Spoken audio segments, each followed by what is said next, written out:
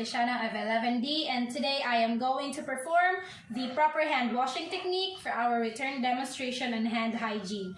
This is very important and is considered a primary measure to prevent infections. Proper hand washing is also an essential skill for all healthcare providers. It is also the single most important procedure to deter the spread of microorganisms. And proper hand washing reduces the risks of cross-contamination among clients and therefore prevents healthcare-associated infections. And so before we do the procedure, we should always remember and ensure that the equipments to be used are complete. This includes our liquid or bar soap, towel, either a paper or cloth towel, lotion, but it is optional, the easy-to-reach sink with running water, trash can, and tissue or paper towel. To start our procedure, always remember to remove any jewelry or such as wristwatches and rings because, bacteria can lodge into these. So I just have to remove my watch. Okay, this is also now a great time to inspect the condition of the cuticles on the hands or forearms. We should check for abrasions, cuts, or lesions. This is because open cuts of wounds can be a lovely place for microorganisms and bacteria to reproduce. This is also a great time to cut the nails short if the nails are long. This is because short, natural nails are less likely to harbor microorganisms, scratch a client, or even puncture the gloves. Okay? So the next thing to remember is when standing in front of the sink, always remember that the sink is a contaminated area, so we must avoid touching it, and also our uniform should never come into contact with the sink to prevent it from being contaminated. And so to start, we turn on the water, make sure to adjust its force and pressure so that there would be no splashing or inadequate water throughout the procedure. We now also wet the hands and wrists. Our fingers should be pointing toward the bottom of the sink, and our hands should be lower than the elbows so that the water flows from the arms to the fingertips. This is because the hands are generally considered more contaminated than the lower arms. Now we apply the antimicrobial soap or liquid to the hands. Make sure to apply a good amount of soap to the hands. If the soap is liquid, apply 4 to 5 ml or 1 teaspoon. If it is a bar soap, granules, or sheets, make sure to rub them firmly between the hands. Lather the hands thoroughly by rubbing palms to palms. This is the first step of hand washing. We should do this for about 15 to 20 seconds with firm rubbing and circular motions. Okay. So the next thing we should do is we should rub the back of our hands interlaced. We can start with our right palm over interlaced fingers and vice versa. We should do this for at least 5 times each hand.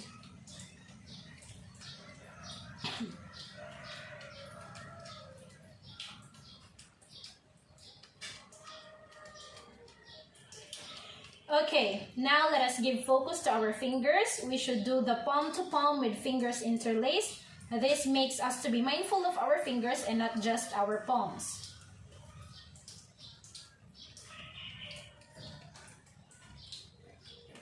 Okay, that's great. Next, for our fingertips, we should rub the back of our fingers to opposing palms with fingers interlocked. To do it, we should back off fingers to the opposing palms with fingers interlocked. Rub it against each other and do it on both the left and right sides. So I'm doing the left side now. And the right side. Okay, next we should also give focus to the thumb. Rub each thumb clasp in the opposite hand using rotational movement. For me, I will do the left thumb first, so I clasp in the right palm in the thumb, and so we do the rotational rubbing.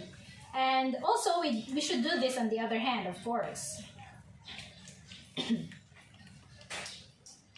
Okay, next, we should clasp the fingers on one of our hands, in my case, my right hand. Let us do the rotational rubbing on the palm, backward and forwards, with the clasp fingers of the right hand to the left palm. And of course, we should do this vice versa.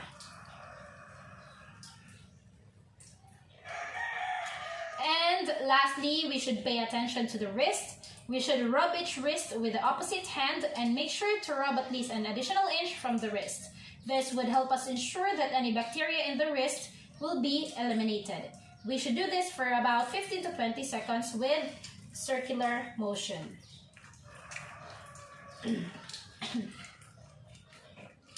Okay, we are done. And now we should rinse thoroughly our hands. Make sure not to make any splashing of water because it may contaminate your uniform. Okay, it may contaminate your uniform because the sink is also a contaminated area. Okay, so after rinsing, make sure to inspect again for remaining dirt or soap in the hands. Okay. Okay, there's still some here. Okay, now if there is none, we can proceed to dry our hands. We can use paper tissues or cloth towel. In my case, I will be using this paper tissue. Okay, I am now drying my hands from fingers to wrist. Okay, discard this one, another one. Make sure to dry your hands completely because microorganisms really love damp and moist areas to reproduce, okay? So after drying completely the hand, we can now turn off the faucet. Remember that the sink is a contaminated area, so we must use a tissue or towel to turn off the faucet, okay? After that, make sure to properly discard the used cloth, towel, or paper tissue. You can then proceed to moisturize your hands with the lotion if you want to, and if not, it's all right. And so that's it, we're done. Always remember the 5 moments of hand hygiene in the healthcare settings. So these are the 5 moments. Whenever we encounter these moments, we should then perform proper hand washing. And so maybe that's all for today. Thank you so much for your time. Till the next return demonstration. Bye!